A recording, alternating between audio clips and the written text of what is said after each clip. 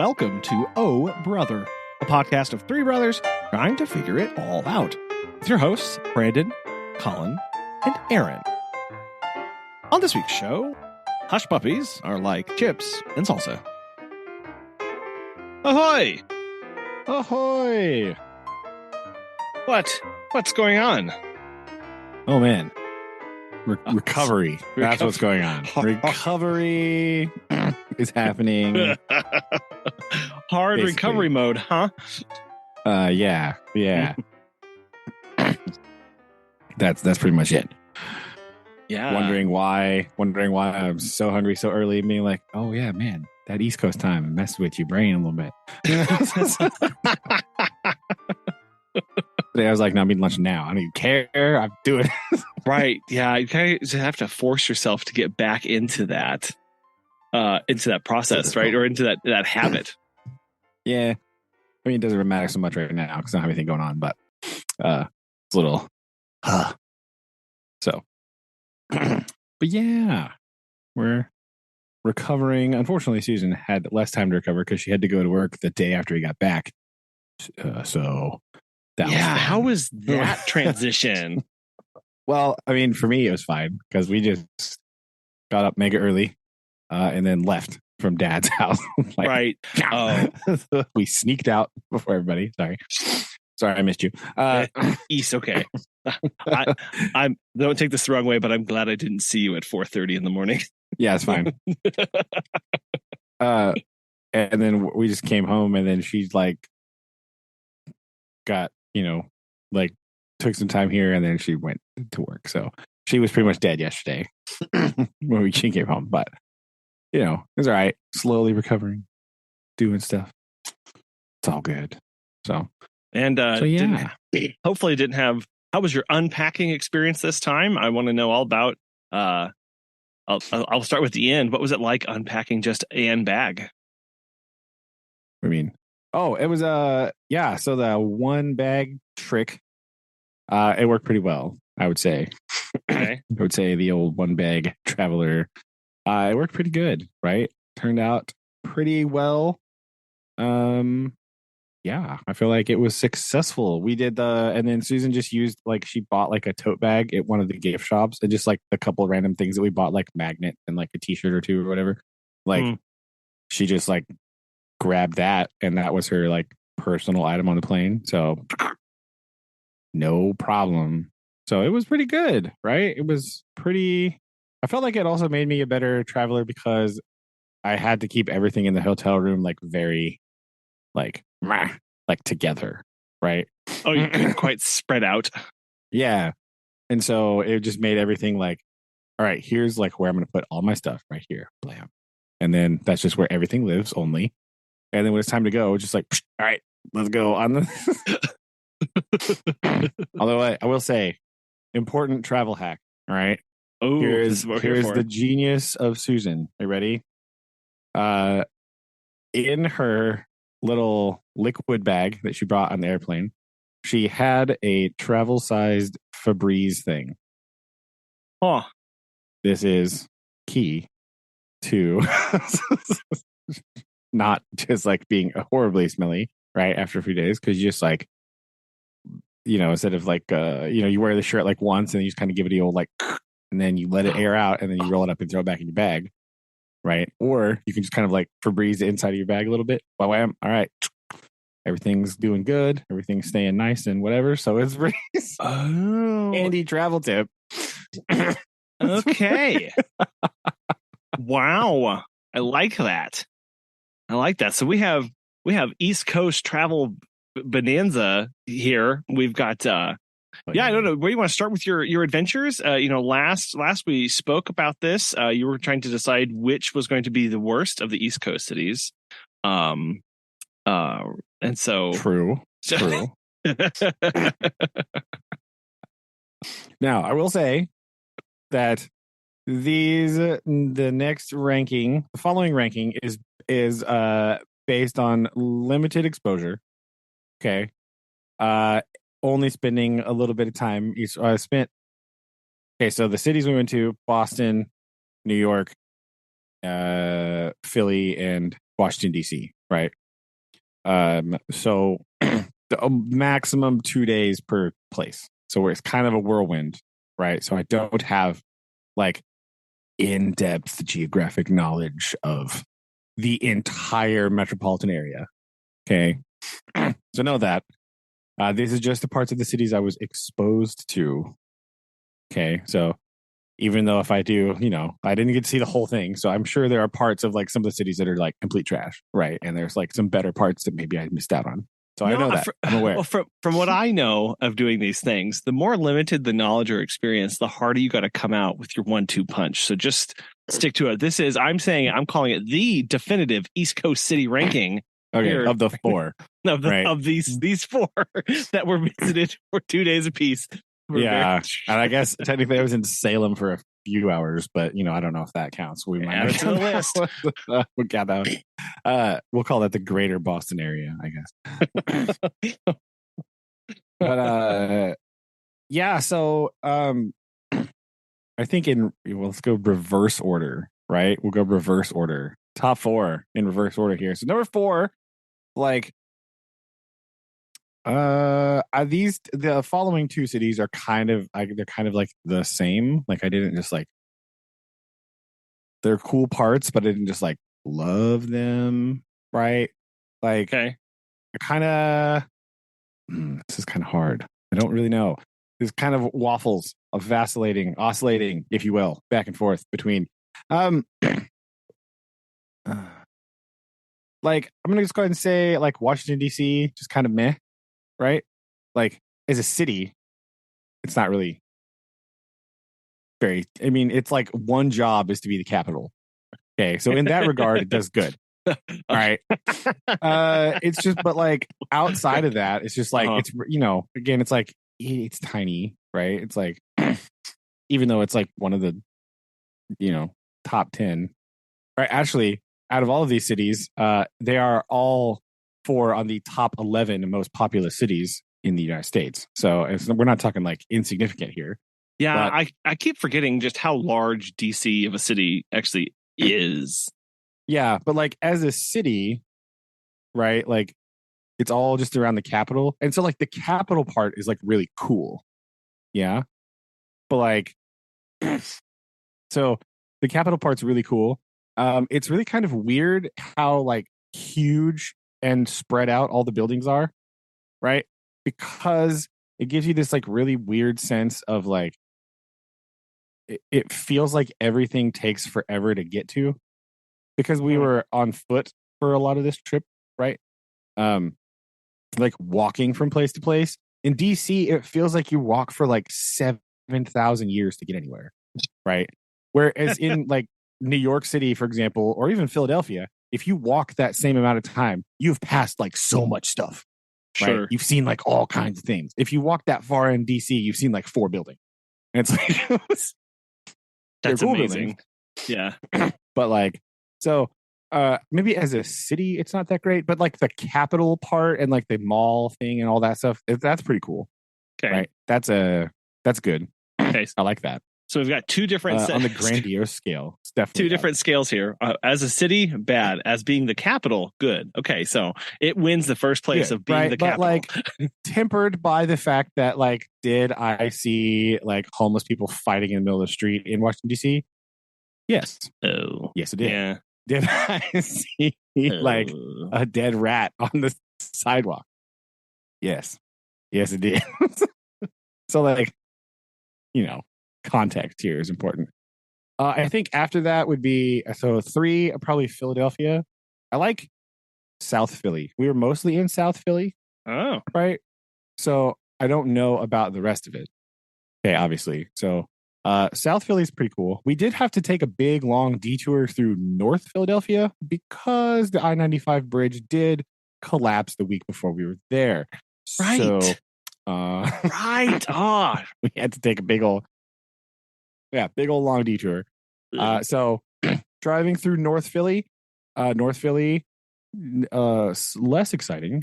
Did I see a car on fire just on the sidewalk? Yes, I did. So like that is really knocking these out of the park.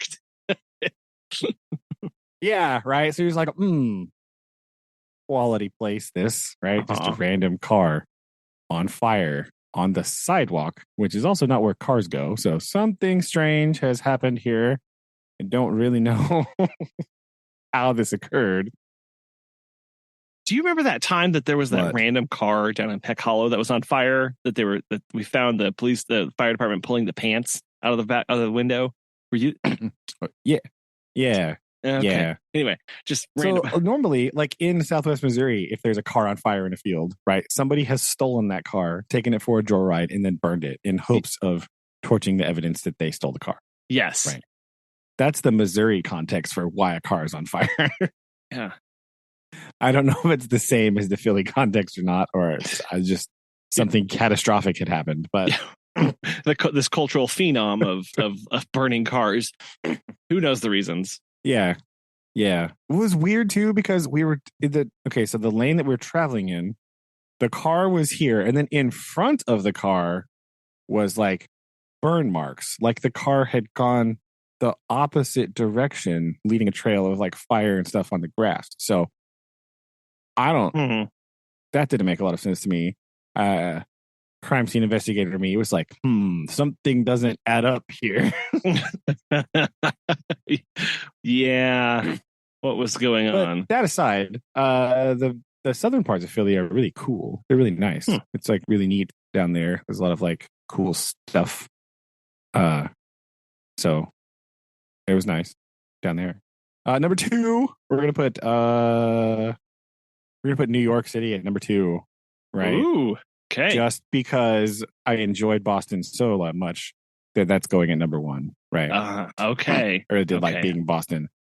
Boston is just like we drove like all around Boston, like all over the place, and it's really nice. Like it's the majority of it's like pretty clean. It's just like pretty. If you love brick architecture, also, boy howdy, is Boston the place for you? If you love bricks, this is the place. This is the place to be. Now, while predominantly centered in like North End Boston, which is not really the north, but it's fine. Don't worry. Don't think about it too much. It's a little confusing. No thinking. No. Yeah, it's a little hard, but yeah, it's pretty cool, right? I did like New York, right? I was a little worried, like I didn't know what to expect about New York City, right? You know, you hear about like, oh, it's crowded stuff. Like, does that make it terrible? Actually, no. I found just like walking the sidewalks of New York City to be like extremely fun and entertaining, right? Oh, really? Just like walking randomly. Okay. It's like I liked it, right? I like the fact that like I got into the groove of like being the fish, right? You just like you go over here, you just got your head up, you're walking, you're just like ducking and diving and stuff in the stream, right? Just in the zone, man. Yeah. It's cool. We did drive through like other parts. We were mostly in Manhattan area, like Midtown and South Manhattan. We did drive through like Harlem and stuff. We drove through like the Bronx a little bit, right? We got to see some of the other parts. So I thought it was cool. I thought New York was pretty fun. But Boston was my favorite. Architecturally, it's the most like colonial still because like the city is partly still colonial, and then like all the surrounding area, especially because we went to Salem, right? So like you just look at all the buildings, you're like, yes, got it. Found them. Like I found it. It's here. Yeah, we're here, guys. Right. So yeah, it was fun though. It was a good time. Okay. Whirlwind, but again, it was pretty fun, right? We did a lot of cool stuff, right? I guess walking around North Boston, we did like the Freedom Trail thing, right? So you just walk around and you see like all the stuff, all the like historic things, and like the big Capitol building there, and like the churches and the Paul Revere thing, and like the Finwheel Hall and stuff like that, like the old markets and stuff. That was really cool. And like the harbor, Boston Harbor was really cool. Like Boston Harbor, right? Yeah, is that the one you sent a picture from there, right? Over? Or did I see a picture? Oh yeah. Is that the one of me and Susan? Yeah. That's just Boston Harbor. That's just us hanging out. We're just nice. So yeah, like the Paul Revere house, right? Found there and all that stuff. So Boston's pretty cool, right? We did a lot of fun things. I learned exciting information. Here's your pro tip if you've never been to Boston. Okay. Okay. If you want to find the oldest part of Boston, you go uphill. Boom, you found it. Huh. So apparently, what I learned is that Boston used to have 3 hills. Now it has 1. Because they pushed the other 2 into the sea to make the land bigger so that they could have more space. Oh, that's wonderful. If you go so like Boston Common and stuff is like up a hill. And so if you go like up the hill, that's the oldest part of Boston. Wild. Because it's all that's left. Huh. Yeah. Yeah. So yeah, we went through the Common, like part of it. It's huge, right? It's way bigger than it looks. Boston is also very green. There's just like random parks like everywhere, like all over the place. They have the new like green trail thing. They have like all kinds of stuff where like it's just like little parks all over the place. It's not even big ones, just like a little area. Be like, oh, there's some benches and some trees, boom, done. Right. So it's kind of cool. Just kind of enjoyable to walk around. Is it true that there's a Dunkin' Donuts on every corner in Boston? No. It's every other corner because you have to have room for all the CVS pharmacies, right? Oh. Literally everywhere. It's just like Dunkin', CVS, Dunkin', CVS, like all the way down.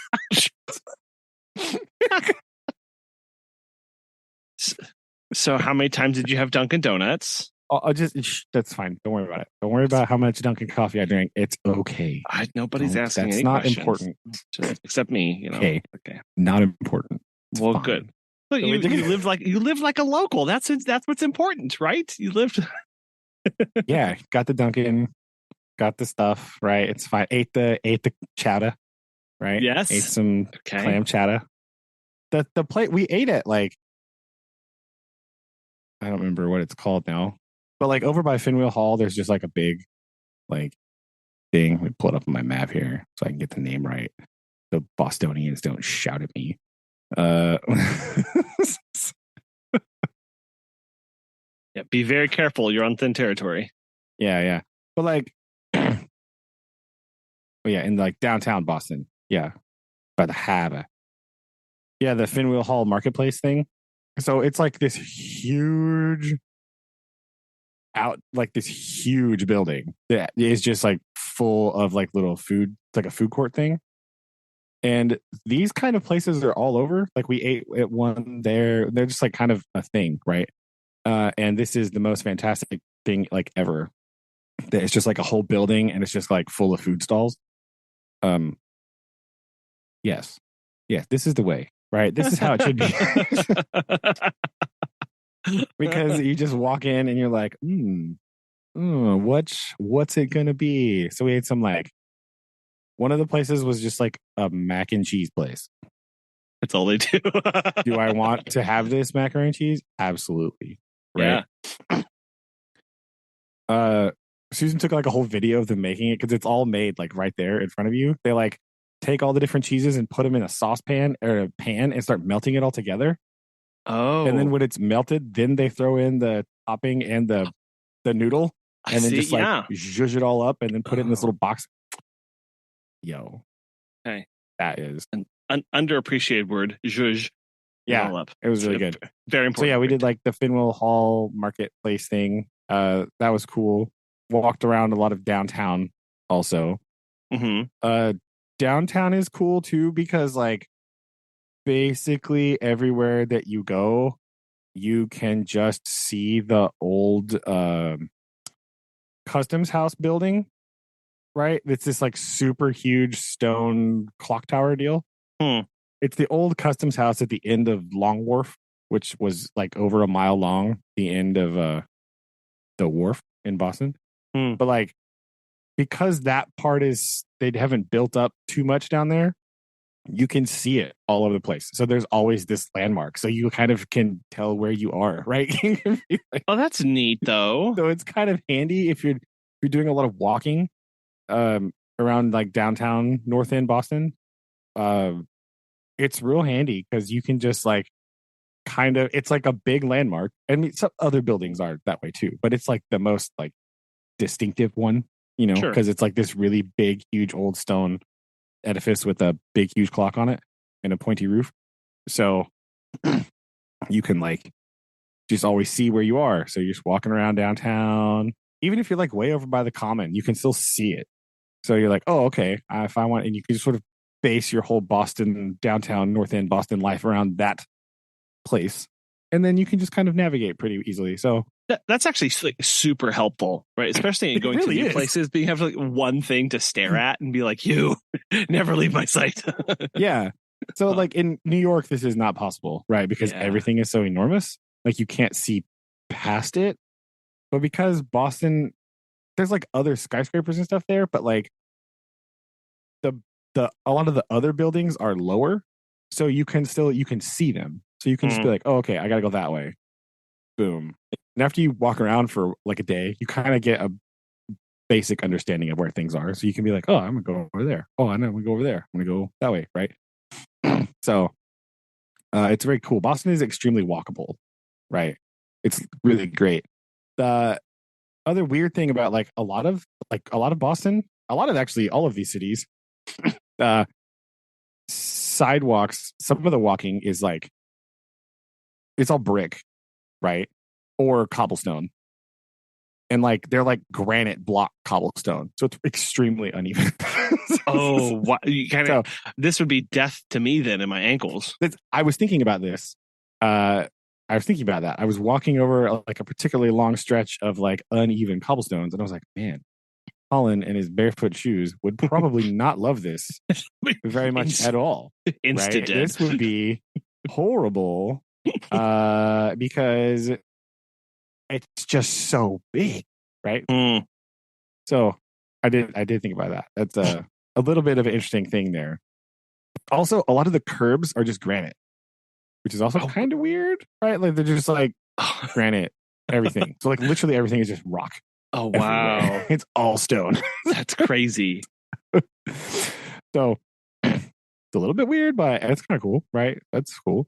But it makes it interesting. It's like very visually interesting, but sometimes you gotta be a little bit careful because it's just like, oh no, I'm gonna fall down now.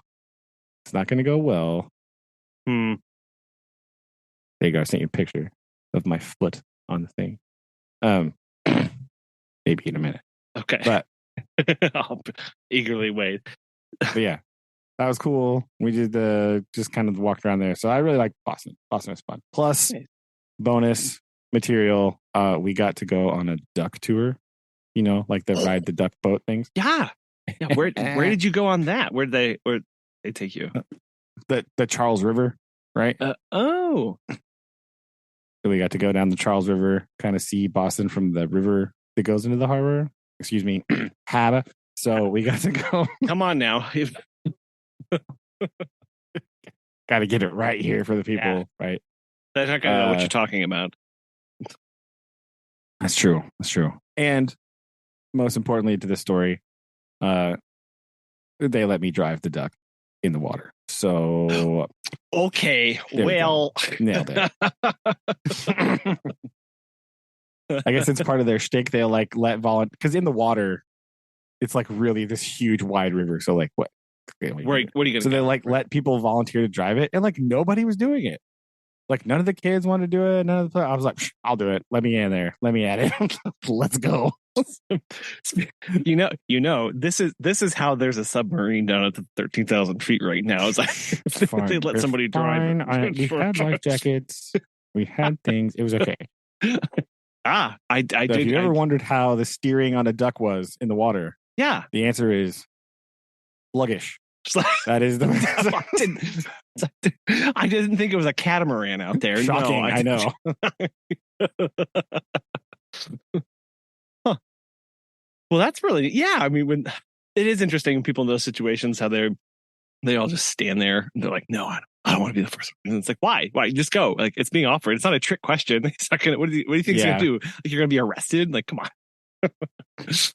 Yeah, right. This happened several times because like we were all walking together and stuff with like this big group of people. Like I'd be walking and I'd realize like, oh, I'm far ahead, so I should stop. So I'd Uh-huh. stop and like lean in a doorway and kind of take pictures of some random side streets and stuff. And then everyone would get up to me and then they would stop. Like I'm not. I'm waiting. Why do you not just keep going? What's happening? Hmm. I was just waiting for you. I didn't want to lose you. So that's funny. But yeah. But yeah, then we went to Salem. Salem was pretty cool. I like Salem a lot. It's very like, I don't know. If you think like colonialism, like colonial house architecture, that is basically Salem, right? It's really Oh, cool. okay. But we did do the walking ghost tour How of was downtown that? Salem. Sick, right? It was great. No, I have never been on a ghost tour or anything like that. How do those work? Like, do they give you a preamble of like, here's expectations or here's what to look for or like Well, I think it what? depends on the guide, I guess, that you're going with, right? Because like our guy was like mega chill, like, and he just kind of like walked around and would just like talk about like the history of the places and like maybe the events that happened there. Because like sometimes it's like, oh, there was this murder that happened in this alleyway, and it's like crazy, and he would kind of tell you the story about that and like give you a lot of like the background information and stuff like that. So his was really good, right? He was real chill about it. Hmm. He would just talk about like, oh, like, down the street, like we go to the house and be like, this is the guy, this is the judge at the Salem witch trial house, right? It's now a motel, and people that stay here report being like shaken in their sleep and like Uh, acting like they can't talk because he would like interrogate people, right? So he would kind of give you the Ew. historical context of that kind of stuff. Sure. Right. It unfortunately did get cut a little bit short because it started like pouring. Oh. So like we're like, okay, well, I guess it was like pouring down rain for a little bit. So that was cool. It suspiciously started pouring down rain like when we were standing outside of the house that inspired the video game or the game Clue. So that's fun. There was murder in there. Also inspired No. a Lovecraft short story. So that's yeah, conveniently started raining like right around there. So Walk I quickly. don't know what that means. Yeah. Yeah. Run away. Exactly. Flee with a quickness. So yeah, that was that was pretty cool. And then the next morning we like skipped by the USS Constitution to see it a little bit before we headed down to New York. So that was pretty cool. Saw the boat and everything. New York was fun. Like driving around in New York, not fun. Walking in New York, much better. Just walk around. It's fine. We walked forever. One of the days in New York, I think we literally walked 10 miles. Right. Whoa. Like, Okay. Susan That's and I walked like 10 miles. It was like crazy. a lot. That's a lot. A lot. A lot. It is a lot. We walked all over the place. We walked through Central Park, which is really cool. We walked down like basically just down Fifth Avenue, right? Like a long way, which is also cool because that's where a lot of the big buildings and stuff are. Mm-hmm. We were weirdly, we were walking around. We went to go see like Grand Central Station, right? Because I mean, you have to do that. I think that's required. Walking around Grand Central Station, we come out, we start walking down the sidewalk, and we hear somebody start yelling Susan, right? And we turn around, and it is this lady from the school we work at. It's What? It's like, yeah, it's somebody that Susan's known forever. Her and her kids were like sitting on this bench eating ice cream. And we're like, what in the heck? What in the world is happening? How does that happen? I have absolutely no idea. Oh my gosh. That's crazy. It was so funny. Like, just sitting there like, what in the world is going on right now? This is so weird. And they were just on there visiting and stuff as well. They're just yeah. They were just on vacation with their family. They were just hanging out eating ice cream on a bench, and like, We saw them. So That's who knew? really So crazy. weird. Yeah. Huh. It is, isn't it? Yeah. Yeah. We just walked around like forever. We went and ate. And then we got to go to the Empire State Building. Empire State Building. Very cool. So we had to do the whole deal, right? Going up there. But we were on the roof. Oh, not the roof, but like we got to the top floor of the Empire State Building. Our ticket thing was at like 9 o'clock. So it was like New York City at night on top of the Empire State Building. Hmm. Yeah, that was pretty fantastic. I'm not gonna lie. Did you feel like Batman? Did you? Yeah, a little bit toward the end. At the beginning, right? You walk out. So the 80th floor is like the first observation floor, and it's all like inside with windows and like display things and stuff, right? And then you go. So you take the big express elevator up to the 80th floor, and then you can go up 6 more floors to the 86th floor, which is the big outdoor thing where everyone takes all the pictures, right? So, when you're on the 80th floor, you're looking at the window and you're like, oh, I'm not going to lie to you. When I was standing on the 86th floor and I walked up to the edge, I had a few moments of like, like you look down and you kind of go, just hold on to this wall here real quick. It went away after a minute, but like the initial reaction was, oh my. Yeah. We are very high right now. It's not something you encounter every day, that's for sure. No, it is not. It's just like, it's very kind of awkward. Like, and then it kind of settles down. You're like, okay, I'm good. All right, fine. And we sort of just kind of walked around all the sides and took like 70,000 pictures and stuff. But it was really cool up there. Yeah. It's nice. It wasn't as windy as I thought it was going to be. Oh, it was much less windy than I expected. Typical or atypical? Or did anybody mention the wind? Were they like, oh, it's usually they said it could potentially potentially be windier and colder up there. It wasn't too bad, really. So, it was pretty nice night altogether. Oh, that's fun. So that's pretty fun. What's did you have any just big takeaways like perspectives change or things that you least expected or anything that you were surprised by while traveling about? I don't know. Not really. I didn't really know what to expect about places like Philadelphia at all. Like I really had no idea. Like I was like, I don't know what it beats me, right? Just walked around, looking for Adrian. Yeah, I did run up the Rocky Steps at the museum. I'm not gonna lie. I definitely did. Me and my friend were like talking about it, and we're like, are you gonna do it? And he's like, I don't know. And I was like, well, he's like, what about you? I was like, I don't know. And we got there, and we're just like, heck, let's go for it. Like, let's do it. Whatever. Like,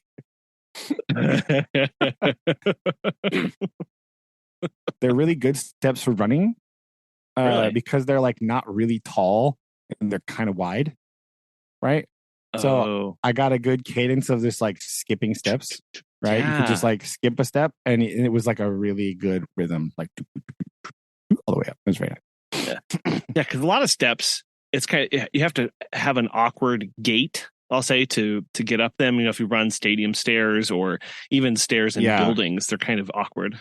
Yeah, they're like shorter, right, and like more narrow. Because like when we walk, because there was a big wait for the elevator at the Empire State Building, so like you could walk down 6 floors and catch the elevator down there. It'll be much faster. So Susan and I were like, okay, but those stairs are like very narrow and kind of steepish. So like don't run those ones.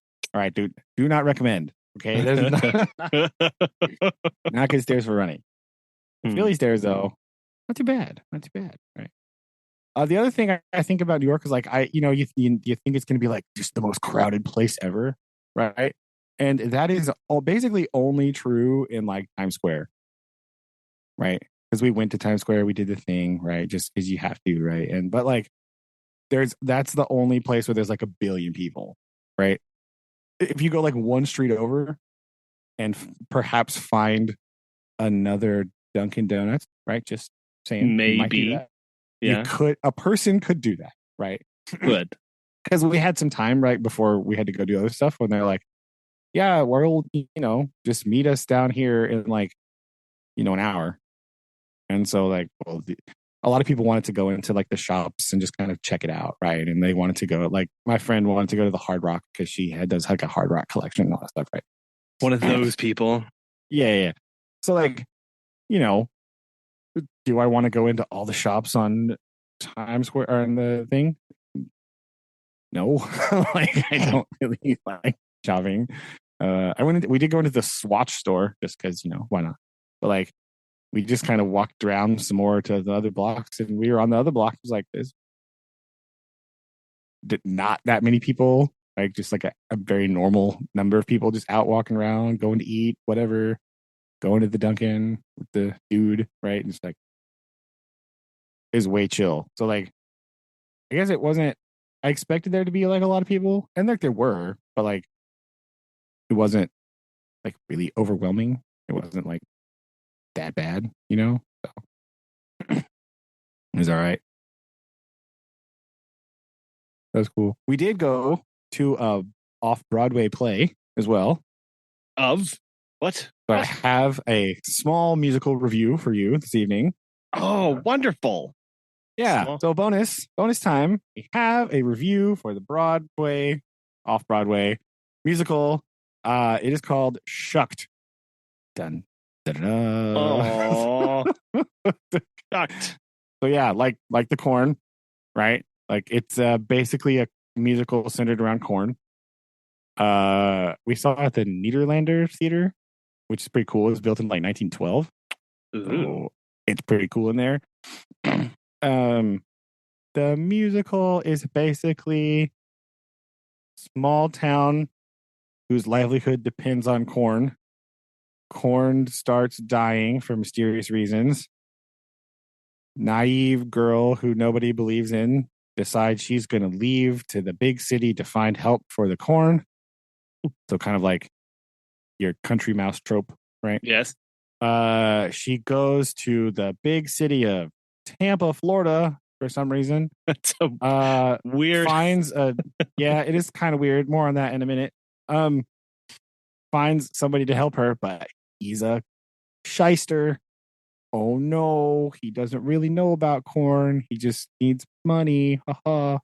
Right. So it's like a little Music Man-y, right? He's like trying to con him into doing the stuff a little bit, right? Outsider comes in, cons them. And then shenanigans ensue, all that stuff. So it was pretty funny. The jokes, there's like 20 billion one-liners in that play, which are hysterical. Right. So it was pretty good. It was really funny overall. Really good. Songs were great. I feel like the singer lady, the main character, they were like, hey, listen to Reba McEntire and just sing like that. Because that's kind of what she sounded like. Oh. So here's the weird part that I got stuck on, because I am pedantic sometimes, right? And anachronisms bother me. I was like sitting there and I'm looking at this, and like everything is like extremely Southern, right? They have Southern accents. They're wearing like overalls and like talking about like distilling corn liquor and all this stuff. And I'm sitting there going, corn doesn't grow in the South. No, it doesn't. Like if you look at like top 10 most corn producing states, they're all like Iowa, Nebraska, Kansas, right? But like these people are speaking very Southern. And I'm like, what is going on here? So that part bothered me slightly. But other than that, the rest of it was funny. Maybe it's like Tennessee or Kentucky, because you can grow some corn in Kentucky. So maybe they're thinking Kentucky. But either way, it's a little bit weird. But other than that, it's fine. Right. Yeah. Okay. Well, I mean, besides that one hiccup, though, I mean, how in the people, how was the crowd's reaction to it? Was it generally, okay? So that was the other thing that was very interesting. Like, this is the only. This is one of the only times I've watched a theater production in a place where like people really like theater productions a lot. So the crowd was like mega into everything. So that made the whole thing like just like much more fun to be around, right? Like the environment that I was watching it in was pretty cool, right? Because lots of people were cheering and reacting and clapping and stuff like that. So it was like a fun environment. Well, that's helpful. That's nice, though. I mean, that makes it more of an experience to be in instead of just watching something like that. Yeah. Because theater is a more like interactive thing anyway, because like as you're laughing, they just kind of like stop and like try not to, all that stuff. But like, it was just really good. The rest of the crowd was like really into it too, so that made it really good. So I think it's got good reviews. It's pretty fun. It's pretty funny. So you can watch Shucked, not for the children. Okay, so it's all audiences. Yeah, so like not really. There's a few jokes in there that are like, right, and that so not for the kids, right? But overall, it's pretty fun. Just want to say that so you don't take your small children to go see Shuck. Expecting a fun family musical because that's not exactly what you're going to find. Other things about New York that were interesting were like we did like the Ellis Island Statue of Liberty tour stuff. That was cool, by the way. But like, we got separated on the ferry because they just click you in and there's like a certain capacity number. So Susan and I got on the ferry and like a bunch of other people didn't. So like we just were waiting on the other side and the ferry lands at like Battery Park. So we were just like, okay, we got like 30 minutes before it comes back. So we just like hung out in the park. Super awesome. Right? It was really cool. They just have like all these like random chairs just like sitting in this field and you can just like hang out, do whatever. So we just kind of sat around, people watched in the park. It was really fun, right? Like way lower Manhattan is where we are now. So like that was really cool. Just kind of chilling and just kind of watching all the stuff, And then the other thing that we got to do that was like just kind of spur of the moment and random is we walked on the High Line thing. The what? Do you know about this? No. Do you know what the High Line is? I don't. So it's like an old above ground train track, right? And they in like the 80s or something, they're like, nah, above ground trains are too much in Manhattan. We can't have this, right? And so they just sort of abandoned it for a real long time until eventually, I don't remember how long ago this was, but somebody's like, yo, what if we turned it into like a greenway trail? Oh, like we do here where we take old railroad trails in terms of like bike paths and stuff. Yeah. Right. That's what they did with this, except for it's an elevated train track. Okay, that sounds really cool. It's really sweet. It's like super awesome. Like it's really cool. You can like just go up there and it's kind of on the west side of like Manhattan, right? And you just go up there and just walk around. It goes the old train route. It's just like this big long thing and it's just a big walking path. You don't have to worry about traffic. There's nothing and it's like there's like trees and plants and flowers like everywhere. It's really, really cool. And they just have benches all over once in a while. So you can just like hang out. Like the big things where the trains used to go like through the buildings, that's still there. So it's just like this big covered part, but it's like grass and stuff growing everywhere. They left the train tracks in some places. So if you look kind of over in the bushes, there's just like train tracks running through trees. It's really cool. Oh, that's cool that they kept it like that. Yeah. So it's like a kind of a random thing, like you wouldn't really think about, like, but that part was like way cool. Like I just really liked it. It was really neat. Just like architecturally, conceptually, right? It's just really cool. Really fun to just sort of walk on this. Like you don't have to worry about traffic. You just kind of slow down. And how do they handle? I guess they've built little off ramps into certain locations, or is it kind of there's just stairs that go down, or in some places they have elevators, right? There's just like stops, right, where you walk up and then like off to the side there's a staircase that goes down. These are probably at the old like stations and stuff, I would imagine. Okay, yeah, that makes total sense. And there's just like stairs there. You just get off, And it's not like you can't like go every block, you know what I mean? Like if you have to kind of plan when you need to go down. Sure. Right. But Yeah, it's real cool up there. And it's really neat because you're just like just above the traffic, right? Just a little bit up. So it's like it's like a different world all of a sudden. You're just like hanging out, walking around. It's really flowery, you know. It was really neat. It's like a fun, like bonus, like, oh, I didn't, I know this was here, but like this is actually really cool. Like, well, again, that whole just like experience too. Yeah, it's like a way different experience of what you would expect walking through the busiest city in the United States, right? Like, I'm just hanging out on a path up here. There's like nobody. It's really weird.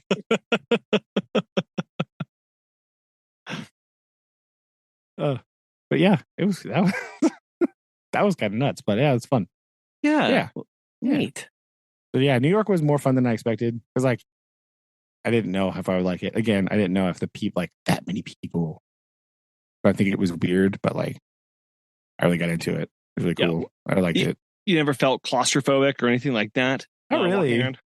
Nah, mostly because like nobody cares that you're there, right? So like that part is definitely true. Like you're just walking around and people just like they don't look at you that much, but they like know you're there and they'll just like kind of move out of the way. Like everybody just kind of like is looking around and they're all weaving in and out of each other, and so like they're acknowledging you, but like they see you, but they don't care what you're doing, right? It's just like whatever.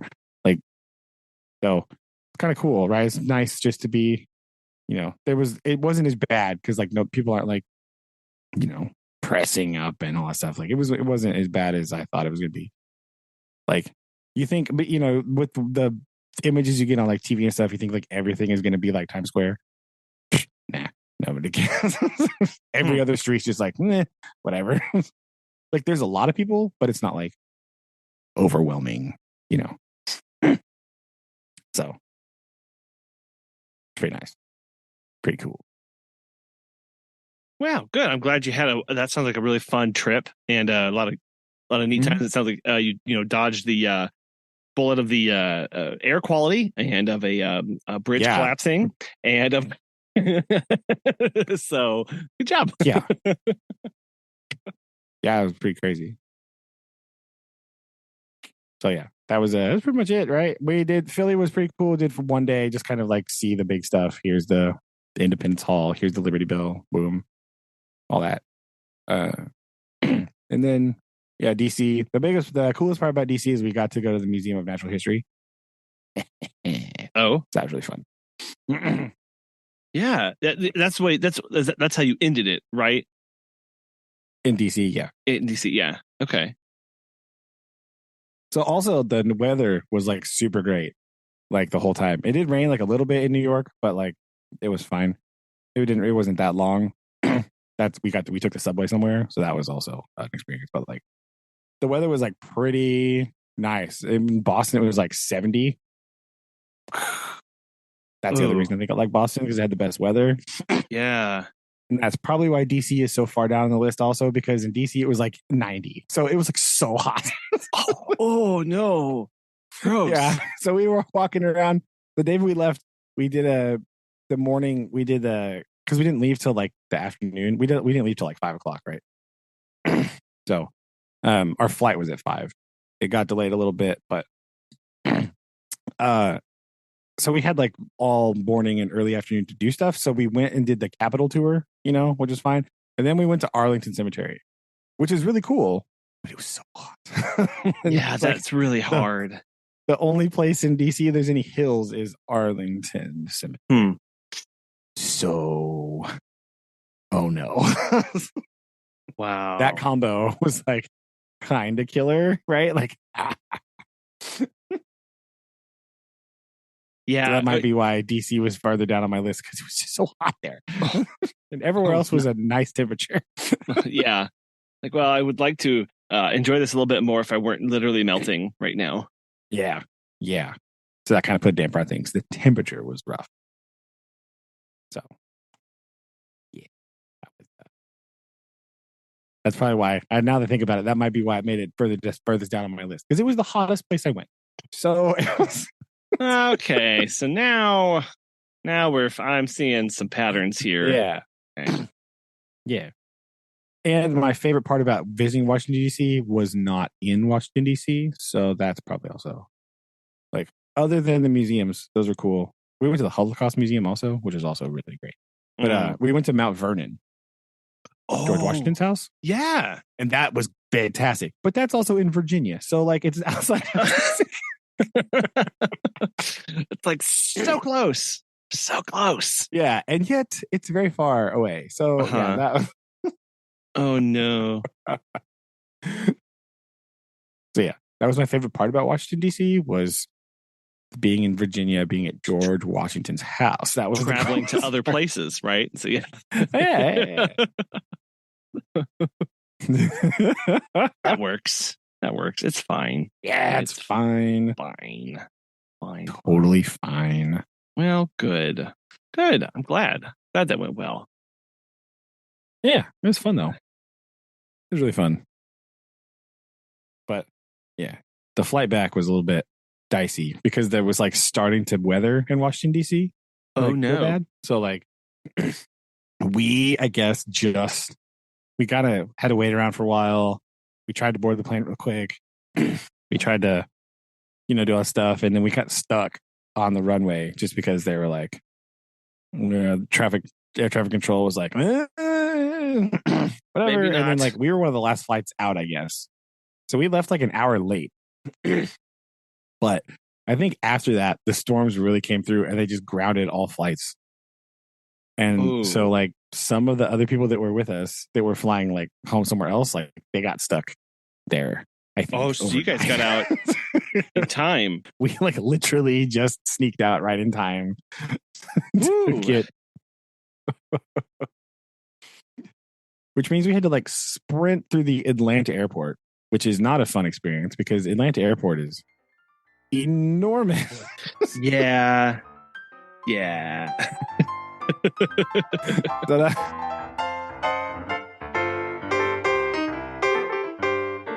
That was fun. But yeah, here's the Travis. So what have you been up to? Well, I've been well, not a whole lot. No, Northeast. Yeah, well, you've been in the Northeast. I've been in the Midwest, doing Midwestern things, enjoying the. It's finally getting hot, right? So the summer is finally starting to pick up. I was a little concerned for a while when like the first 2 weeks of June, and it was still like 75, 80. Like, that's okay. That's fine. That's fine. Not that I'm complaining. But I also know it's one of those things of like, look, the longer we wait for the heat to turn on, like the worse it's going to be. So we just need to, the worse it's going to get whenever it shows up, right? Just need to get this over with, right? So yeah, that's a good point. and it's fine. So yeah, we've been I've been busy doing a lot of preparing for. We do have a new hire that's coming on in a couple days. So that's wonderful. I will not have to be doing morning things for very soon. So I'm very happy to finally. I know, much rejoicing. It's been fine, but it's like I'm also, #done. So, but it's all good, right? Just part of it. So it's been weird. We've started one client who's like, hey, we're going to go over to Tokyo for like a month and need you to come over 4 times a day for a month. Cool. Bye. So that was a big stress. Wait. Hold on. Yeah. Right. Thankfully, that's terrifying. Well, they're an existing client, and they did this last year. They disappeared for like a whole month last year. Only last year, we were just taking care of their cat because they had just gotten their dog, and their dog was like 10 months old, or like 10 weeks. It was super young. I forget. No, yeah, it was like 10 weeks old, 12. Yeah, it was very young, and so it couldn't like I recognize like we can't take care of this dog. Like it's still basically potty training at this point. Like there's no way this is going to work. So I had to tell them like, yeah, you need to take your dog to a place to board and here's some information and blah blah blah. So it was fine. But now this year they were like, well, we don't want to do that. We want you guys to take care of them. So that's why we're doing 4 times a day. And it was just a reminder. Like, we sat down and had to do like a lot of planning of, okay, what are the tasks that you're doing at the first visit? And then what are the tasks that are specific to the second visit and the third visit? Because if we just said, go and do your stuff, well, there's so many things that could go wrong that will get missed because it's an entire month. And so we got rid of the things that were like, oh, only do this quote unquote every other day. It's like, if we're doing it every other day, we're just going to do it every day so that we don't forget, because we can't forget. Okay, that makes sense, right? Like, right. I understand. Yeah. So things like brushing, right? All of a sudden, when the owner is gone a month, brushing both the dog and the cat is extremely important, right? If they're gone for a weekend, if we don't get to it, not that big of a deal. But given both of these kinds of dog and cat, brushing is extremely important. Otherwise, they'd come back to just dreadlocks. So we now have to stay on top of that. So if we're brushing these, okay, we're doing that what time? So what can we do another time? And when are we turning on the sprinklers? And oh, by the way, they have extensive potted plants, and who's watering their tomatoes, and blah, like, it was just, so that's a lot. So it's, and this is what we do, and it's what people, they want us to do, so we can do it. But it was like that kicked off this week, and so we've been just like head down into that. We had we decided that we were going to switch softwares this week as well, so that's been fun, where it's like, what if we just took the entire guts and operations of our business and changed it? What if we did that? Would that make everybody happy? Would that be fun? Right? Oh yeah, it'd probably be a cakewalk, right? So intuitive and fine. Yeah. So we have been working with clients and getting everybody switched over and trying to explain the pros and cons, not the cons, but like the pros of this. And yeah, tell them why it's bad. Tell them why it's worse. That's what I want to tell you the cons of this, because like it's not all rainbows and butterflies. But it's just going to help us a lot. I know one feature that some clients aren't really going to like is, right now we do a lot of real-time charging, where we show up to the visit and we charge at that visit. We just click a button and it charges because of their saved thing. The new system is very heavy on invoicing. And so now which is something we've never done before.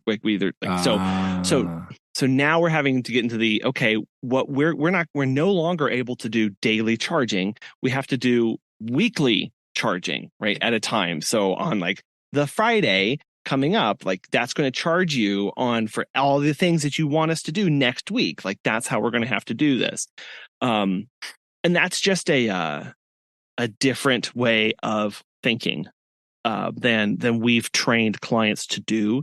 And so communicating that, making sure they understand how to do that, but also showing them a lot of the power and like, hey, remember how you're writing a lot of notes before you leave? Like, you don't have to do that anymore because you just update your profile and it all goes everywhere. Like, isn't that wonderful? So trying to point them back to these resources. And it's going to help staff a lot too, of like, client updates it one place and it automatically shoots that information everywhere it needs to go. Megan and I don't have to manually move it from place to place, which is really nice. Like, I'm very excited about that. So that's a big one. And then it sends a bunch of reminders and all this other stuff. So but making that move is hard. And so I spent an hour today going over 2 different times for a total of an hour, like sitting down with a client and walking through the problems that they were having. And the issues that they were with putting in their information and such. So, but that's just like, okay, yeah, that's what we have to do to get this done. And so I had to go in and find all of the buttons and all of the links that were squirreled in all these corners of our website and tear all those out and put new ones in. Because I was like, right. It was like, I was like, is that a booking button or is that a question button? Is that an email button or is that an activate button? It's like, ah. So like I was hunting all these things down because what we didn't first off, like I don't want to be paying for two softwares at the same time for too long. So the sooner we can make this transition happen, right?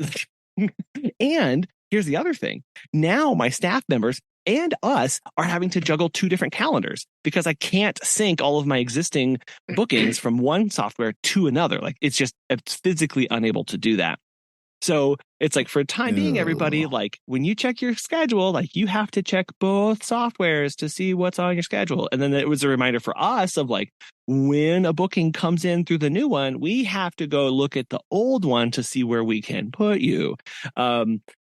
So it's going to be really clunky for a while. But that's fine. It's part of that. And so far, everybody loves it. The best part about it for the staff is Megan went through and created a bunch of little check boxes. So you can just say like, check to poop, check to water, check to, pee, check, like you just flip these little things over.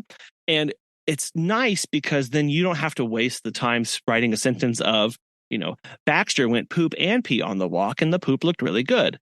Like that's a whole sentence that you don't need to write anymore. And it's also a good reminder to the staff member whenever you're looking at those little tick marks to go, oh, I didn't check the door to say that I locked it. So I'm just going to go run over real quick and click. Right. So it kind of acts as a little checklist for us as well when we're in the field doing these visits. To make sure that we don't miss anything. So I'm excited about that aspect as well. Yeah, that's nice that it kind of functions as like a dual purpose thing, right? You're like not only telling the clients what you've done, but also being like the way to, like you said, make sure you do all the things. Right. Yeah. Because sometimes I can have a sentence that's like, before I left, I made sure that I scooped the litter, refreshed the water, topped off the food bowls, and scrubbed out the dishes, right? Like all of that now is just little check marks next to things. And so I did have one client ask on the poop check mark, because they have these emojis that go with them. So you can see an emoji. It's not an emoji. It's a little picture, little graphic icon. He was like, oh, does it have different sizes for the poop? And I was like, no, it doesn't. No, that's not something that we do. So that's fine. It's that's ridiculous. What do you? Yes. But that's So that was a big thing of getting that all switched over into the new software for clients. So we will continue to learn from that as we move on. So yeah, it's been interesting transition so far. We were invited to do an event at a senior living center community thing where they were like, oh yeah, like we want to host a bunch of vendors to come out because it used to be called one thing and then a company had bought it out and they were having a grand reopening to show. Oh, I just hit my mic. Sorry. To showcase the new owners and blah blah blah and invite a bunch of people out. And so they were like, hey, would you like to come put up a booth about your business? Because we know you service a few people that live here. And we were like, yeah, sure. That'd be fun. That'd be great. And they're like, we're having barbecue and you guys can go through the line and eat all the food that you want. And we're like, oh, we'll be there. Even better. That's wonderful. So it felt a little weird because they don't have an event space here. So what they did was they just strung the vendors throughout all of the hallways. So that as people took tours. Sorry, go ahead. Sorry. They don't have like a common room or like a dining room. Well, or anything like that? that's where they were eating, though, right? That's where the buffet line was for all of the food. Oh yeah, that's a good point. Right. Didn't think that one. And the through too well, tables and everything. And they wanted it to be an inside event because they have, I mean, it's 127,000 square foot complex. So like they want to showcase off the inside. And so they did have a band playing outside. Yeah. There were some chairs out there, but all of the vendor space, all the eating and dining and food was inside. And so their thought was, and it's an okay thought of, oh, we'll have vendors in the halls. And then that way, as people take tours or explore, they'll find vendors. And no, no, this was a terrible idea. It's going to get lost in the labyrinth of hallways. Yes. And nobody had any idea of like, do I keep going? How much further does this go down? Do I, who is down there? Is there anybody down there? And so we were fortunate enough to. There was no site map. There was no site map. There were no signs. And like, we were trying to encourage people of like, oh, and there's some more people over there. And they'd like look down the hall and then turn and walk away, right? Because they were like, I don't want to walk all the way down there. Or look down a big hall and don't see anybody. Like, right. And having to convince them of like, no, really, keep going. So, and the other thing it would have been nice if there was like a walking, like just like, you know, like even like arrows on the wall, like this way to blank, this way to blah blah yes, blah. Like, they should have had that. They really should have, and instead they did not. Again, it's the first time. Another vendor was like, yeah, they should have had like punch cards or stamp cards or something, right? Yeah. Like giving us all a stamp, and then they could have entered to win a drawing for something. Like that would have been better. It would have encouraged people to get out and look. Now, I will say, this is a retirement community with independent and then assisted living and then enhanced assisted living sections, which means that the people who were attending weren't like running up and down the halls, right? So there is that aspect as well of like the exploration was limited because of that. But it felt weird because we were also the only like local business of like local. There were representatives from branches of other larger corporations that were there. One lady was from a company out of Nashville, and she flew into St. Louis and then drove over just for this event. And so we were like, really? Yeah. We were like, hey, we're the dog walkers and pet sitters. Hi. And people were like, hi, we're the insurance people. Like, we can help you with Medicare and Medicaid and get you like blah, blah, blah, blah, blah benefits. And then like, hi, we're from a rehabilitation center. And then hi, we're from so it felt very odd. And then they will say like, we're standing there. I'm in flip flops, shorts, and like my pet sitter shirt, and all the other vendors are like, dressed up in like, conferencey attire and like business casual. Hey, hi people. Would you like a tennis ball and a poop bag holder? Absolutely. Yes. What did I just walk in on? I was just retelling the story of being a vendor at a retirement complex that we service. So, and feeling very out of place, which is fine. Which is fine because it's like, look, I'm not here for you vendors because let's be real. Like, I am. We're getting this taken care of. So it was. I love that. Carry on. It was fine. It was good. It was okay. And we enjoyed that very much. Got some nice compliments from people, so that felt nice. And was able to take those to the staff and share those with them.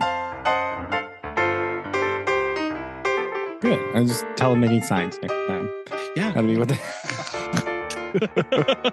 put that on your card. Like, how can we help improve this event? Signage. Please. Yeah. Well, anything. Airman, Brandon just told of his East Coast adventure. What was yours? What was yours like? Oh wow, okay. On the spot. So we just got back from a honeymoon. What was that? A week ago, 2 weeks ago, and it's just been a whirlwind since. I'm now a head coach and doing all the head coaching responsibilities. Like today, I was mowing the field because it hadn't been mowed in forever, and doing all that stuff and shaking hands and kissing babies, yada yada yada. But so when people find you're your head coach, they want to pick your brain and they want to ask you all the questions. I'm like, I just got here. I don't know where the bathroom even is. So I'm full of grass. What do you want? I'm a little tired. I didn't eat lunch, so I was like scarfing Subway down on the way here, and I'm probably dehydrated, and I have a cat laying on me, so I'm a little discombobulated. So we, after many moons of discussing of actually like where we wanted to go, either we wanted to go on a cruise or let's go out of the country, but I don't have a passport. I didn't really want to deal with that, and so we wanted to do a road trip because flying, especially now, is kind of a nightmare. Especially the last time we had like 7 flights cancel on us, so we were just gonna skip all that. So we either had a toss up between going to the New England area, where Brandon went. Can recommend. Go to Boston. Yes, that's what. Or go south. And I was like, well, let's go someplace interesting where we would both like, that has history, because Shelby really likes history and I like history, and someplace that's just kind of a little bit more low key and chill. And so we decided to go to the southeast, where our road trip started from Tulsa, Oklahoma, and we drove to Nashville, Tennessee, which is like 8 hours. It's quite the drive. I'm not. Yeah, I was like, this trip will be easy. No, it was awful. Arkansas, stop being so big. Like, you're just unnecessarily big, and once you get past like Little Rock and all that, it's just road and trees, and that's it. I feel like the rest of Arkansas doesn't exist because you can't see it because it's just tree line. Like, it's just forest in the road, and that's it. So went through Memphis, got to Nashville. Kind of was more of the downtown part of Nashville, a little more of the hipster kind of vibe. Not that wasn't intentional. We just had no idea. Stayed at this really nice Airbnb with this, which I guess I don't know how Airbnbs work because I've used them before and they're very like, yep, there's the key, there's this, see ya. But this, like, the people wanted to meet us, they wanted to introduce themselves, they wanted to take us on a tour, and it's like someone's house and they're living like on the other side of it, so it's like kind of weird. But did Nashville. The next day we drove around a little bit. Shelby got to go to one of her favorite stores called Love Shack Fancy. It's a very famous bougie establishment. Shelby loves it. I got to go to Vanderbilt University in the middle of Nashville. Got to go to the bookstore, got to walk around campus. Did you get your hat? I did. And I got Ann's shirt as well. So I was vibes. I was doing good. So then from Nashville, we went to Atlanta, which on the way to Atlanta, which was another like 6 hours, we got to stop at a Buc-ee's, which for those of you listeners who don't know what a Buc-ee's is, you're in for a whirlwind treat of a smorgasbord of smells and sounds. It's a gas station grocery store is essentially what it is, but we went to a small one and it was just full of people, and they just had fresh food being cooked, meat being sliced, ice cream being made, and it like just throngs of people in the middle of nowhere, Tennessee, at this just giant Buc-ee's. So that was a trip in itself. And then we got to Atlanta. Atlanta is nice. It had nice people, but no one knows how to drive, and the traffic was awful. I was waiting for the butt. It rained on us majority of the time. We got in late, which we went to another Airbnb. No problem with Airbnbs. However, it was in someone's house, which typically not like no big deal. But when the house has little children, then it becomes a big deal. And so we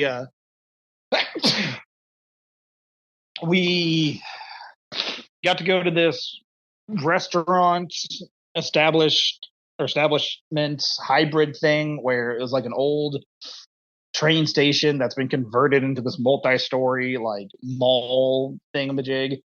It was cool. And then woken up by screaming children. Vanished out into Atlanta.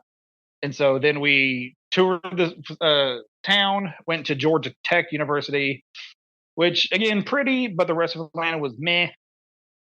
Tried to go to a Braves game, but it rained for like 3 hours and it was like 9 o'clock at night. And we're like, we're both tired. We just want to go back home. So went to their BB. Next day, we woke up and went to Savannah, which is probably by my all-time favorite place ever. It was really low key, not a lot of people. It was like 85 degrees, but it was like comfortable. And like I wasn't sweating, I wasn't hot, but we got to go to the Savannah Bananas Stadium, which is a minor league-ish team that's really famous on YouTube and TikTok and stuff. Got to see that. They didn't play a game, but then we just parked and we just walked all over Savannah. Are they the dancing ones? Sorry, Yes. are they the people who dance to like? Yes, I was going to say. Okay, you should tell people why they're famous because it's real weird if you don't know. I didn't know how to explain it, but yes, it's a form of baseball that years ago the owners were like, "Hey, we're losing money. We need to revamp this," and so they basically made it like a performance kind of deal where they still play baseball, but there's like dances and music and like halftime shows kind of thing. And so it's really it's an extreme baseball game, but the tickets are astronomical and it's always sold out, like everywhere they go. So it was just really cool to go to the little store, which I thought was going to be much bigger, but it was like a tiny room and there's like a little fold out table and that's it. And I was like, oh, this is not as big as I thought it'd be, but whatever. Maybe that part's coming soon. Who knows? Yeah. Who knows? But it's the stadium is built. It is this like the old like city ballpark, so it's not like really renovated, whereas like in a lot of new amenities. But it's very like it's very old, but it like the aesthetic is really cool, just like a cool old ballpark. And so what did that we walked around Savannah, just downtown. They had all of these parks, all of these live oak trees with the Spanish moss hanging from them, and got to see all these monuments and all this stuff, and it was gorgeous. Left Savannah and went outside to this place called Wormslow, which is an old like plantation, but it was a plantation from like the 1700s in like colonial era. And there's still people who live in this house, which is gigantic. Whoa! But you drive down this road, and there's just and it's covered of live oak and Spanish moss.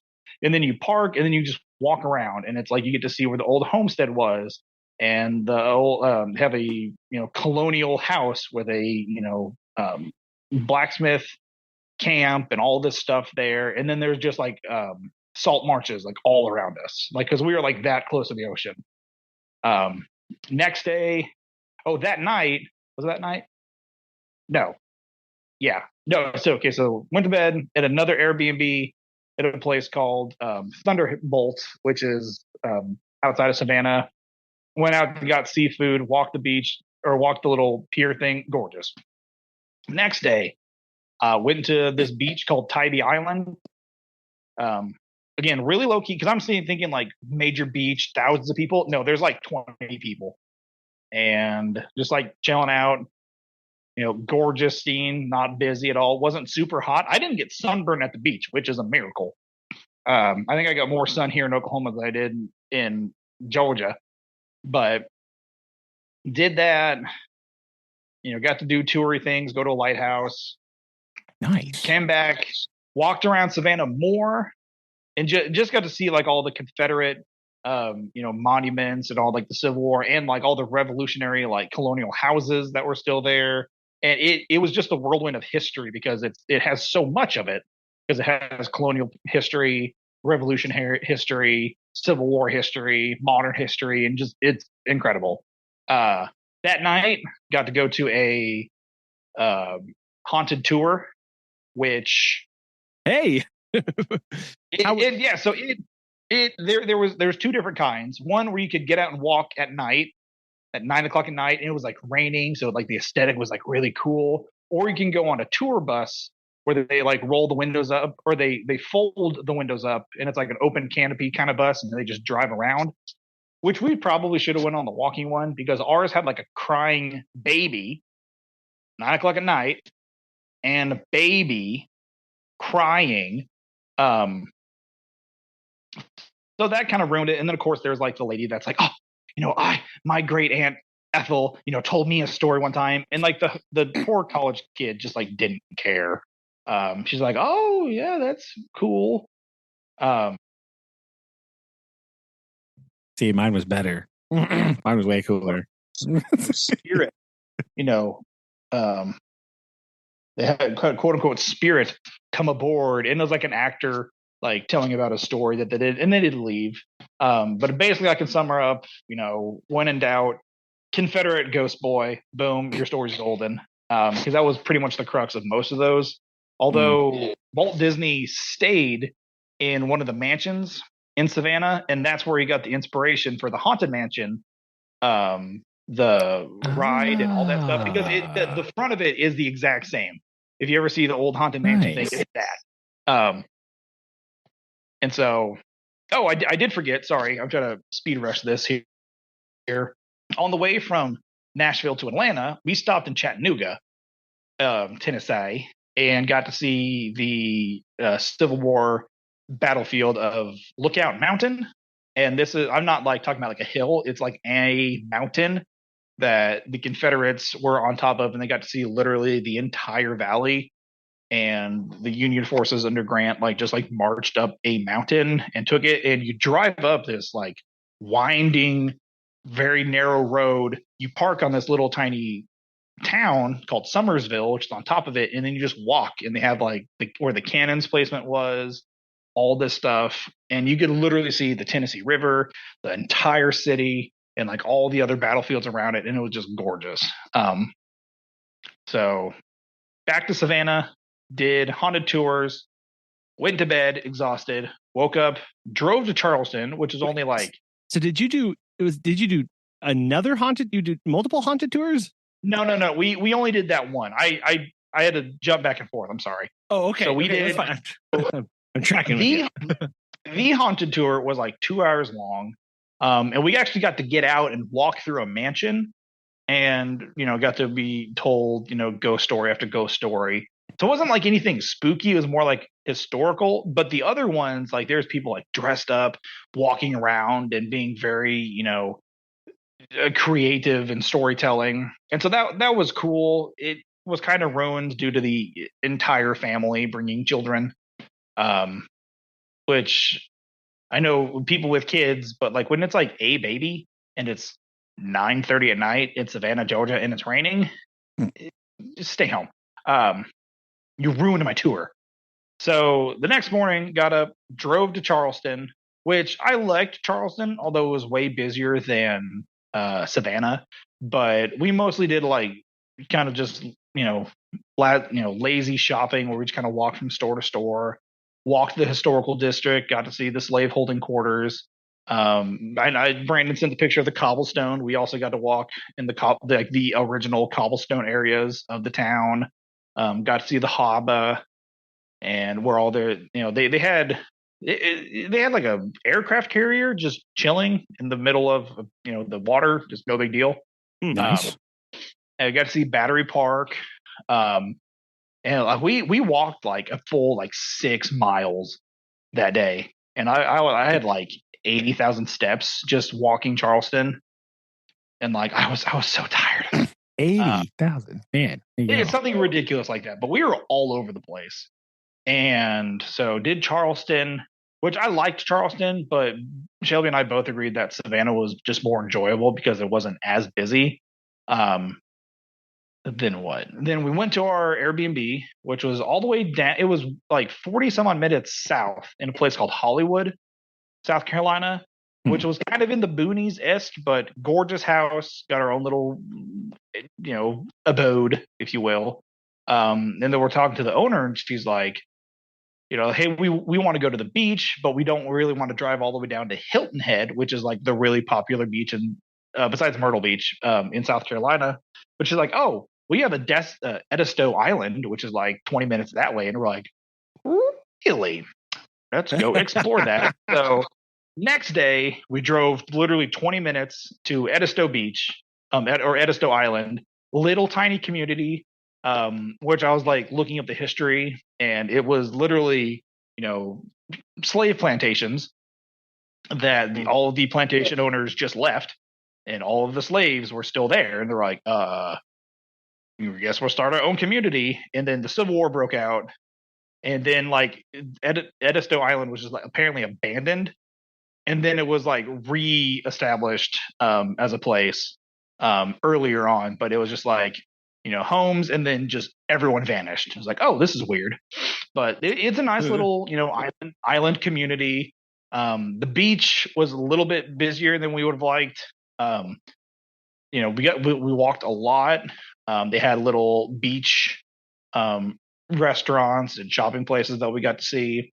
And then we drove back up to close to Charleston to go see the Angel Oak, or the Angel Tree, whatever it's called, which is like a 400-year-old live oak tree that's been preserved. And it like, I was expecting like, oh, a tree, whatever, but this thing is massive. And like the branches are just like twisting over and just reaching out, and they're like, yeah, dude, it's like 400, 400 yards of just like branches just extending like from the roots and like the branches and everything. So we got to see that, and I think we just drove back to our little Airbnb.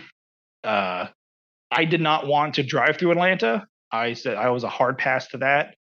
But no matter where we were going to go, it was going to be like an 8-hour drive. So we drove north to North Carolina, completely bypassing Georgia at this point. And then from Columbus or Columbia, whatever it is, went poked up through North Carolina. Then we jetted over and went straight back to Nashville, where we stayed in a hotel. But thankfully, this hotel actually had like a washer and dryer, so we actually got to catch up on laundry, which was really nice. And then we drove the 8 hours back to Tulsa after we kind of toured around Nashville again, kind of going to different restaurants and coffee places. That was the main place. If we didn't know what to do, we were going to find a coffee shop some way, shape, or form. And we got back, and then it's been go ever since. Nice.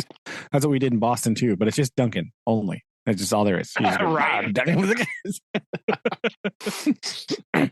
It's nice though. It's good. Good stuff. Right. Lamb. Or there was, I was definitely severely down on my coffee intake last week. Like it was pretty rough. But we did have a lot of random places like that. Sure.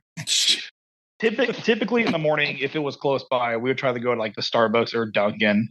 Something that we were accustomed to, because breakfast was very important. And then by like midday or in the afternoon, it's like, let's find a local coffee place.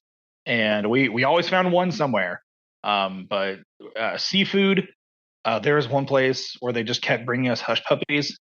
And boy, howdy, I love hush puppies. But I didn't even get to eat my meal. Like I had that many hush puppies.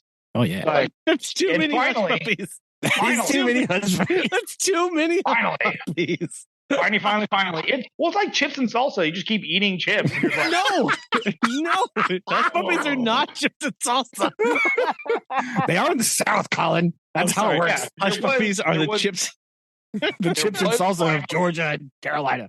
There was finally a lady in South Carolina that's like, you need more sweet tea, sugar? I'm like, oh, I'm in the South finally. And so that completed the full experience, because I don't know if I Snapchatted you, Colin, but there was somebody I texted and it's like, I've been in the South for like a week and no one's called me sugar, and I'm very upset.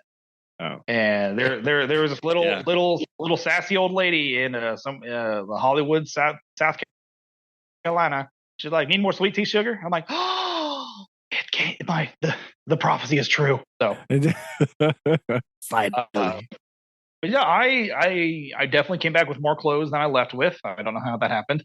I got a Vanderbilt hat sitting right there. Boom. I got an Atlanta Braves hat right there. Boom. I got an Edisto T-shirt. I got a Vanderbilt T-shirt. I think I got like another T-shirt. Aaron, I think you know exactly how that happened. Yeah, I'm just as befuddled as you are. I did get a sweet History of Savannah book because there was a really cool bookstore in Savannah, Georgia that had like when they say a lot of cats, I only saw like 3 cats walking around, but there was cats in this bookstore, and it was built in like an old like Victorian house, and there was just books everywhere, and I got a little Savannah history book that I've been reading and catching up on.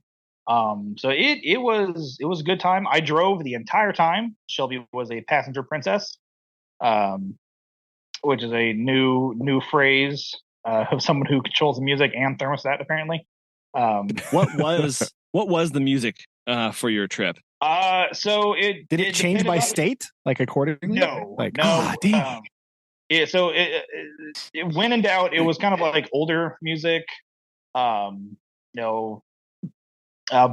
we found it was called Road Trip Hits that played like a lot of like newer music. And there was another Road Trip Hits that we found that played like a lot of Taylor Swift for some reason. I was gonna say, is Shelby a Swiftie? Was it just not Taylor the whole time? Because she would fall asleep, and like it would play like Taylor Swift song, and I was just struggling. By the time I got past Arkansas, I'm like, I don't care anymore. Something keep me awake, and so listen to music. I think we tried to listen to like there was a song and I was like, I think it was like in South Carolina or Georgia. And I'm like, I feel like I want to listen to some banjo music. And Shelby's like, absolutely not. I'm like, oh man. See, it's important to curate the playlist, right? Because did I listen to the Dropkick Murphys while driving through downtown Boston? Oh, you have to. Absolutely. You bet I did. Yeah. I gave Susan my other earphone. I was like, here, just take this for a minute. And we were rocking out to some Dropkick Murphys while we're going through Boston. That's important, right? Before we go, because I know Colin, you said you have to go here in a second. Very important. Mentioning driving, right? Our tour was like through like this whole like tour association group thing. So we had a driver. It was sick, right? It was great. But I have to shout her out because I have never seen anybody drive a bus like this. This was, without doubt, the most highly skilled motor coach / bus driver I've ever seen in my life. So shout out to TANYA, right? Got to show some love to TANYA here. Hey, she is a beast, right? She parallel parked a bus on 5th Avenue in New York. She just like whipped it in there and like no stopping, no nothing, just blah, like so we could jump off and go to Central Park, right? Yeah. Lady is amazing. So shout out, we're her friend now, right? She was like, I don't usually talk to the tour people. You guys are great. We like hung out, we hugged goodbye. It was a whole thing. That's cool. So we love TANYA around here. So shout out to TANYA. Right? Nice. Tim too, I guess. Shout out to Tim. He was the official director guy, whatever. But shout out to TANYA for being the best bus driver on the East Coast over there. Right. He's a monster. I was very underappreciated position is a tour bus driver. The amount that they have to put up with. You're trying to drive a bus through like Manhattan. Or this is not a skill. That's impossible to just normally drive that. Right. Yeah. Like normal cars cannot navigate this like thing. But this woman is a master of her craft. So I just wanted to make sure that we shouted out TANYA before we left today because she is the best. So there we go. Boom. That's what we're going. I love that. I would not be doing my due diligence if we did not shout out TANYA. So go TANYA. Yes. They are very important. Very important. Well, I am glad you all had great trips and you made it back home safely to your respected parts of the Midwest and are settled back in. And sounds like both of those were very successful endeavors. It's true. But now where am I going to get my lobster macaroni? This is the problem. I don't have a place for hush puppies, so that's true. Aaron is going to go through hush I don't know what to do now. Withdrawal. so disappointed at restaurants when they don't just bring him unlimited amounts of hush puppies. Brandon aggressively throwing down his menu when he's like, "There's no lobster macaroni. Where's my cheddar? Give me that cheddar." Confuse everybody. We could never go out to eat again. Sorry, people. That's true. It's possible. That's the best part of vacation. As you know, being a funkhouser, the best part of vacationing is eating all kinds of random things. It's indeed. It's waking up in the morning and as you're eating breakfast, trying to decide what the rest of the meals are going to be like. I don't know. Let's ask some people. You don't know till you get there. Like, I didn't know I wanted lamb shawarma until I saw the sign. I was like, "Oh, you can't." Going over there. That's where we're going today, boyos.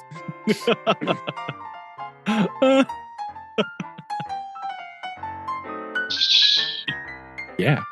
There we go. Well, we will tackle chapters 2 and 3 next time for The Hobbit, and continue on with the summer reading series, and as we rejoice in travel and in good books. So, Speaking of journey, continue.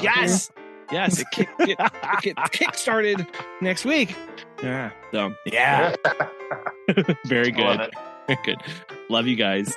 Love you too. Bye. Bye.